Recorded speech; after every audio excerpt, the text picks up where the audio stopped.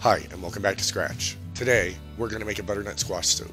If you'd like to support the channel, please like and share this recipe. For this, we'll need an approximately 2-pound butternut squash, a large carrot, a medium yellow onion, 2 cups of chicken or vegetable broth, a half cup of heavy cream, 2 tablespoons of apple cider vinegar, 2 tablespoons of vegetable oil, a tablespoon of minced garlic, a tablespoon of butter, a half teaspoon of ginger, a half teaspoon of salt, a half teaspoon of pepper, and an eighth of a teaspoon of nutmeg. We'll start by preheating our oven to 425 degrees Fahrenheit. Then we'll rinse our carrot and our squash in the sink and dry them with a paper towel. Once rinsed, we'll roughly slice our carrot, cut the top and bottom off of our butternut squash, slice it in half lengthwise, peel it with a vegetable peeler, and remove the seeds with a spoon, and cut it into roughly 1-inch cubes.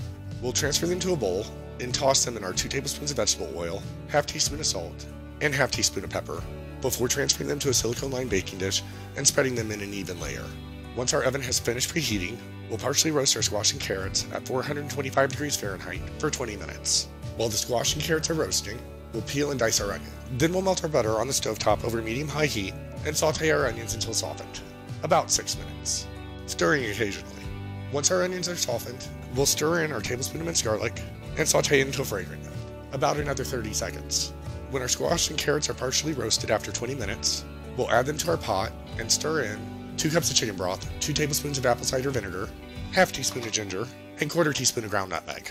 We'll allow this to come to a boil, reduce heat to medium-low, cover, and let it simmer until fork tender, an additional 20 minutes. After 20 minutes, we'll remove the lid from our pot, add our half cup of heavy cream, and blend our butternut squash soup with an immersion blender until smooth. Alternatively, you can also blend your soup in batches in a heat-safe traditional blender or food processor. We'll serve this with our choice of bread or favorite dinner roll. And remember, if you like the content, please subscribe.